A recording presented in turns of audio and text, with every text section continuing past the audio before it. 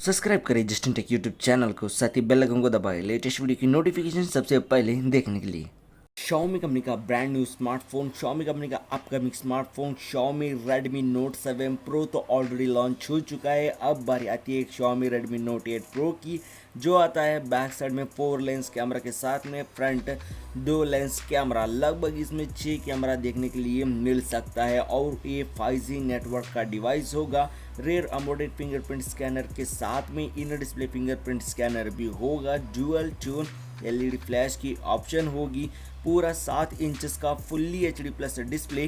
Fast charging को ये device support करेगा। लगभग 30 मिनट्स के अंदर 40 प्लस चार्ज ये डिवाइस कर देगा। लगभग इसमें 7000 mAh की काफ़ी बड़ी बैटरी पिकअप कहा जा रहा है, पर देखने वाली बात ये होती है कि उस प्राइस रेंज के ऊपर लॉन्च हो सकता है। प्रोसेसर की माने तो यहाँ पर क्वालकॉम स्नैपड्रैगन 660 का प्रोसेसर कहा जा रहा है, पर देखेंगे आने वाले दिनों में। रैम और इंटरनल स्टोरेज की बात आती है तो लगभग इसमें 6GB रैम 8GB रैम दिया जाएगा, 128GB internal storage 256GB internal storage smartphone में मिल जाएगा।